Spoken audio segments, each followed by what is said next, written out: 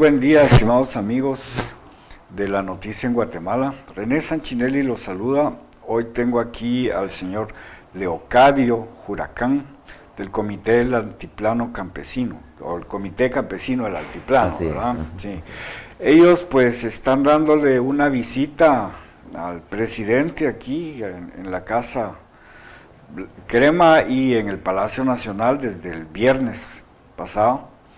Y están aquí porque el gobierno no ha cumplido con los compromisos que le hicieron. Cuéntenos, muy bienvenido, Leocadio. Muchas gracias, René. Agradecemos mucho por la recepción y bueno, por el interés de informar también la realidad de que padecemos y ocurre en el campo guatemalteco. Es necesario conocer la realidad del campo, ya que, como se sabe, estadísticamente en el país, desafortunadamente la población indígena campesina de Guatemala ha sido un sector excluido, marginado, empobrecido, y no extrañamos por qué más del 50% de niños menores de 5 años padecen de nutrición crónica, y la mayoría son del campo. Es por el abandono, por la misma discriminación y racismo que en las prácticas del Estado y también de funcionarios públicos sigue vigente en el país. En ese sentido, pues el sector campesino en Guatemala hemos sido únicamente mano de obra barata para los terratenientes, los empresarios de este país, y últimamente hemos sido sobreexplotados en Guatemala.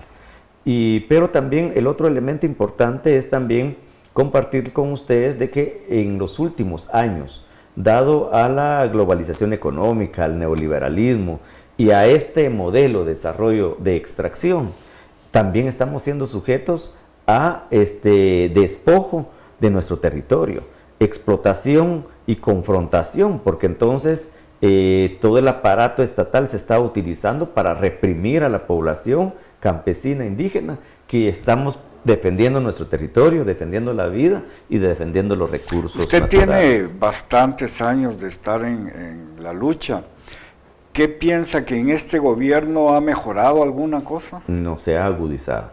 Se ha agudizado la judicialización en contra de las luchas del movimiento indígena campesina. Y es más, cuando se encuentra, digamos, a una comunidad bien organizada y que está decididamente en resistir por la defensa de su territorio, han caído en el sicariato. Ha habido sicariato en este país donde han asesinado varios dirigentes indígenas y campesinos y del movimiento popular por defender el territorio. Ante esa situación, nosotros organizamos una marcha en el 2012, en marzo del 2012, que salimos de Cobán, Alta Verapaz, a la capital. Y entonces en esa marcha, habiendo caminado 214 kilómetros durante 9 días, con varios miles de campesinos también, nuestra demanda era resolver la problemática agraria en el país, pero principalmente en las Verapaces. Recuérdense, con el gobierno anterior, que dijo ser un gobierno socialdemócrata, derogó la ley 4074, la ley que obligaba a los terratenientes que tienen más de 100 manzanas de tierra, disponer el 10% de esas tierras para producción de granos básicos. Y el gobierno socialdemócrata derogó esa ley. Pero también en el último año de gobierno anterior fueron desalojados los hermanos de Polochic. Sí. Y entonces la marcha, digamos, sale de Cobán con esa intención de buscar resolver esa demanda y establecer, asentar a estas comunidades desalojadas en lugares seguros por el Estado. Sin embargo, habiéndose comprometido este gobierno con varias demandas que nosotros planteamos, después de 3 años ya no se han cumplido, sino que en lugar de resolverlas, se ha agudizado. Por eso tengo con mucha firmeza, digamos, y puedo reafirmar de que con este gobierno, lejos de resolver la problemática, se ha agudizado. Y entiendo que usted está convencido de que la minería está empeorando la situación, les están quitando más tierra por esas causas y probablemente contaminando mucho el agua, etcétera. Así es. ¿Cuál es su posición respecto a la minería? Mire, la población indígena campesina hemos sobrevivido sin minas.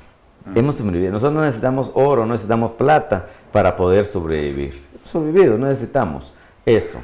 Pero sí, desafortunadamente, estos proyectos de minería ha contaminado mucho al ambiente, ha destruido el ambiente, está contaminando los recursos hídricos y es más, ha llevado mucha violencia, mucha confrontación, mucha problemática en las comunidades. Entonces fragmenta las comunidades, reprime las comunidades y estamos, nosotros hemos hecho un recuento de que gran parte de los presos, verdaderos presos políticos en Guatemala, son dirigentes indígenas campesinos opuestos a los proyectos mineros. Entonces aquí vemos claramente que tenemos un Estado, un gobierno que responde a los intereses de las transnacionales extranjeros y no defiende los intereses de los guatemaltecos, sino es más, utiliza la fuerza pública para reprimir, para dejar libre el camino a las transnacionales y saquear la riqueza del país. Entonces la riqueza de Guatemala es para seguir enriqueciendo a las transnacionales y empobreciendo y destruyendo el hábitat de los pueblos originarios de Guatemala. ¿Usted sabe cuántos millones de habitantes tenemos ahora en el país? Bueno, el último censo que han tratado de informar que pasamos más de los 15 millones de habitantes. Creo que andamos por los 18, pero una de las cuestiones que mucha gente menciona es el excesivo crecimiento de la población. En ese sentido, pues la cosmogonía maya, pues no, como que no se reprime en tener muchos hijos, sino que más bien son una ayuda para el lugar, económicamente. ¿Piensa usted que eso va a cambiar o tiene que cambiar? Los problemas en Guatemala son problemas estructurales. Hay un modelo que no facilita los servicios públicos a la población y principalmente el servicio de educación. Varias de las familias que estamos acá, ahora establecidas en esta comunidad Kikchi, a un costado del Palacio Nacional, están viviendo mejor aquí que estando en su comunidad, a pesar de las condiciones que estamos. Tienen letrina, tienen alimentos, tienen medicina, estamos organizando jornadas médicas, hay recreación para los niños, hemos traído psicólogos, afortunadamente hemos tenido una solidaridad enorme de cualquier ciudadano guatemalteco que pasa, está regalando comida, agua, incluso cobijas, medicina, un gran apoyo. Están viviendo mejor que en su comunidad. En las comunidades, como medida de desesperación a las comunidades, el Estado evita poner escuelas, maestros, centros de salud, no tienen energía eléctrica, no tienen agua potable, no tienen vivienda adecuada, siguen viviendo en casitas de bambú, sin piso, de tierra. Ustedes saben las condiciones climáticas en las Verapaces, mucha humedad, entonces, no tienen servicios. Pero ¿no cree que eso lo pueden? Usted me mencionaba de que tienen 76 fincas,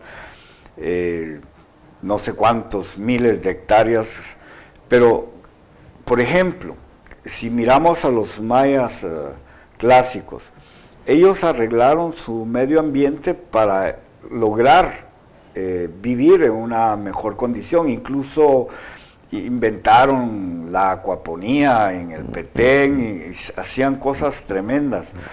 ¿Qué se ha perdido? ¿Qué es lo que hay que... Interesante pregunta. Entonces, lo que hace falta para terminar la otra pregunta es que el Estado realmente le dé prioridad a educación. ¿Y qué realmente educación? Que ya no solo justifiquen proyectos, inversiones que aparentemente se hace, pero en realidad hay mucha corrupción en el país, no hacen las obras. Tenemos una demanda incluso ahora de carreteras que supuestamente construidas, comunidades que supuestamente han tenido agua potable, comunidades que supuestamente les beneficiaron con una escuela, con un centro comunitario, con viviendas, que no las han hecho. Tenemos esa denuncia también, estas demandas. Sí, entonces no hay servicio. Inauguran un camino sin empezar. Pero principalmente la educación, la educación formal, hace falta en las comunidades para que entonces pueda apoyar mucho en el mejoramiento de vida de las familias.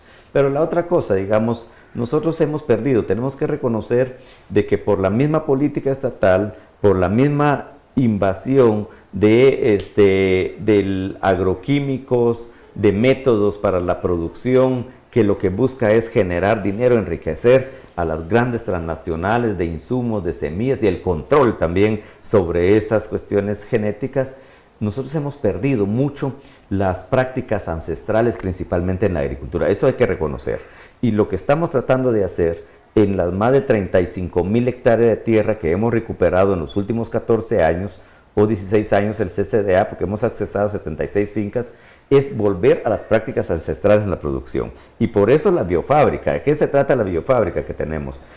Utilizar los recursos naturales, los recursos existentes en la comunidad para fabricar abono sólido, abono líquido, microorganismos, prácticas ancestrales de conservación, de manejo, de asocio, de cultivos. Y ahí es donde estamos buscando la soberanía alimentaria de los pueblos. Si tenemos soberanía alimentaria de los pueblos, tenemos autonomía. El problema es que los programas sociales que existen ahorita, lejos de contribuir a resolver el hambre, la miseria, la pobreza, está generando más miseria, más pobreza, más desnutrición.